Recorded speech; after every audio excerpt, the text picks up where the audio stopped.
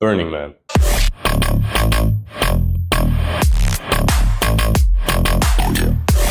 Their yearly festival in Black Rock, Nevada has been notorious the last few days because of the state of emergency that it had to go under on Monday. Every year, hundreds of thousands of people gather together to go to this festival in this desert for different reasons. To find themselves, to find community, or to be born again. I'm sure almost everybody has heard about Burning Man since this festival has been going strong since the late 80s. Even our grandparents know about this one. So what happened Monday? What's with all the buzz? Well, unfortunately, a shower of rain came and basically flooded up all the camps that were there at that festival, and it basically turned the area into a quicksand survival tournament. But people are still in line trying to make it out. How is that exodus going? Thousands of people. The rain destroyed tents and turned desert dust into muddy clay. Organizers say people were asked to shelter in place and conserve food and water. The organizers knew this rain was coming, but they never cared to postpone or cancel it. Because money, baby.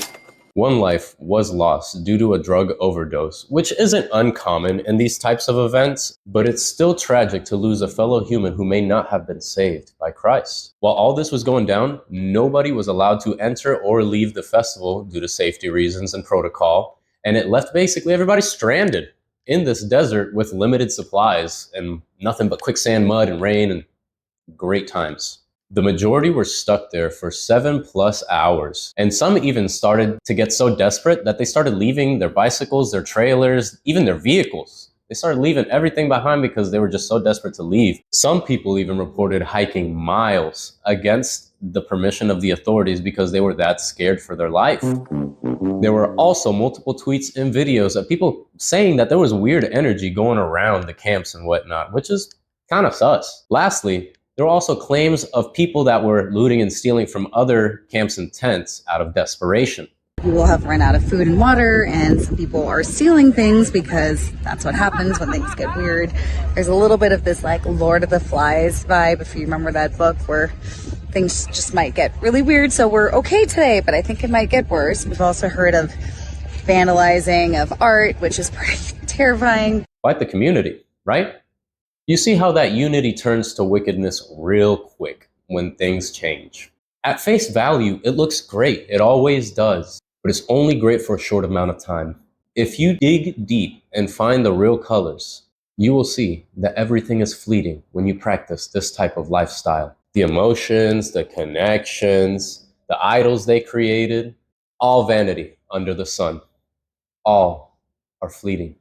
The community even claims that the Burning Man represents the spiritual rebirth of the attendees. Being born again. That sounds kind of familiar, don't it? It's obvious that this festival is a grand stage for pagan sacrificial ritual. Not human sacrifice, though. No. It's material and spiritual sacrifice. Oh my gosh, Esteban, here you go again with these rituals. Yes, allow me to elaborate, and you might agree with me. First, we must understand a few things before we get to the meat and potatoes of what happened on Monday. The biblical and spiritual definition of an idol is an image or statue that is worshipped as a god or regarded greater than God the Father.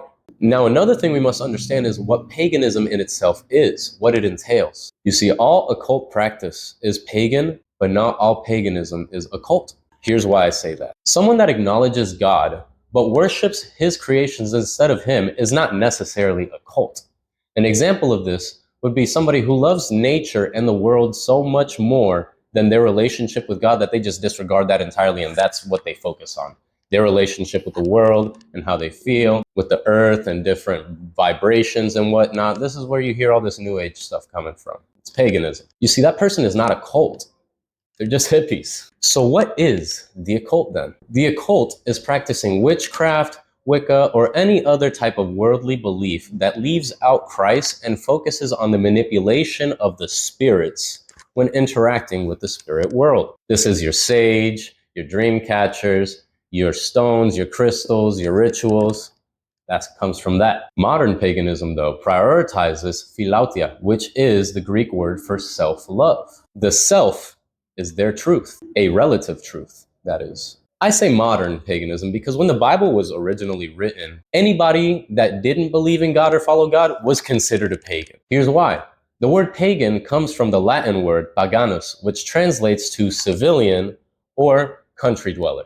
Today, though, the definition of paganism has shifted to a more specific meaning. When people think of paganism now, their brain immediately goes to witchcraft and demons and all that stuff. And if they don't see witchcraft or demons, then it's not pagan. But that's simply not true. Again, you don't have to practice the occult to be pagan. Many claim that Burning Man is not witchcraft, but it's very evident that it certainly has occult themes and values. This is a pagan festival. With our friends who go to these types of festivals, the relationship between them and the world is what is most important to them. This is their truth. But Esteban, I go to music festivals like that, and everyone believes in unity and love. How can it be wrong to unify under one cause? Was it wrong for the Catholics to unify under one cause and scrap half of Europe? Aren't soldiers told to blindly follow orders without question? You see, the act of unification and love is not wrong. You're correct. It is the cause that these acts are under that must come into question. With Burning Man, what is the cause they claim?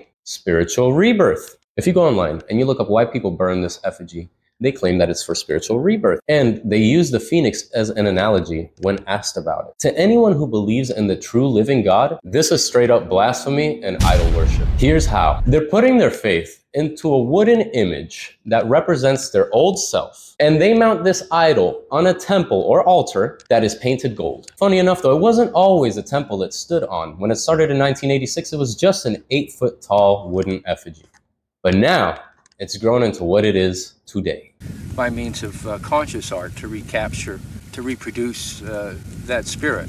And as we've attempted to do so, he's grown larger and more elaborate with each successive incarnation. So I ask, why choose the color gold, like the calf of the Israelites? And then a follow-up question would be, why add an altar under the idol, like the Canaanites? It's pretty sus. But let's just say this is all coincidence, you know? That's what they're gonna tell me. This is all coincidence, Esteban. All right, let's go with that. Take a look at these screenshots real quick. Why do big music festivals specifically use the word Exodus?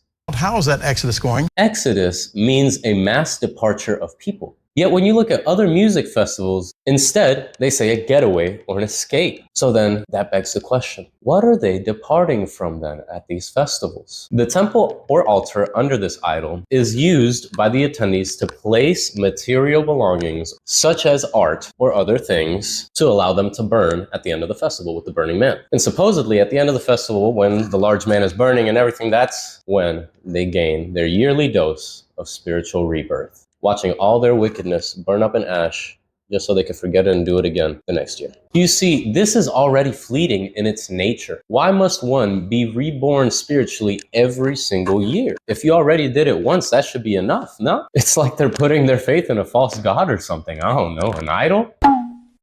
But Monday was really interesting. After the rain stopped and the camps got flooded, there came a very special guest to this festival that no one would have ever expected to show up. A double rainbow appeared right over the area that the festival was taking place in. God showed up. It's honestly poetic if you ask me. God flooded the earth long ago to wipe away the wickedness. And his promise to not do it again was what? The rainbow. Now look at what's going on here. Besides the one person that overdosed, no one passed away at this festival, thank goodness. No, thank God. This is a crystal clear message that God still loves even those that partake in this ritual of the Burning Man. And he wants them to come to him for that true spiritual rebirth. You see, the double rainbow they saw was God reminding them that he's there. He's always watching. The flooded camps was God reminding them of the judgment that is to come if they don't change their ways and their lifestyle. Now that makes me realize if God has that much mercy for non-believers that are openly blaspheming him at Burning Man, how much more mercy do you think he would have for believers who put their faith in him every single day? I couldn't even begin to fathom that type of mercy. Do you know what is the most tragic part of it all though? At the end of the festival, they waited for the idol to dry up and they still ended up burning it after everything that went down. Those who have eyes, let them see. Now, this is no surprise, obviously, because people spend thousands of dollars to travel across the country to watch this huge idol burn down and go and have orgies and whatnot. I can understand why people decided to stay. But after all the events that occurred that day, you can't just sit there and say that this is all coincidence, that this is just happened, it's weird. Nah, man. I personally would just acknowledge my mistake, take the financial L instead of the spiritual L, and ask God for forgiveness. Burning Man is a spiritual pagan festival, whether you want to acknowledge it or not. That's what it is. They're sacrificing material things and putting their faith onto a wooden idol to give them spiritual rebirth. Now, I'm sure many people probably encountered Christ that day because they were scared for their lives and they were probably were like, yo, God, shh. I don't doubt that happened. And I pray that they continue to seek the truth and the light that is Jesus Christ. My brothers and sisters, do not get distracted by the pleasures of this world like Burning Man. They are distractions to the truth. It's not my job to convert nor convince anybody, believe in Jesus or anything like that. I am simply here to bring the truth and the light to what the enemy is doing in our society. And if you don't want to acknowledge it, shalom. I'll see you around.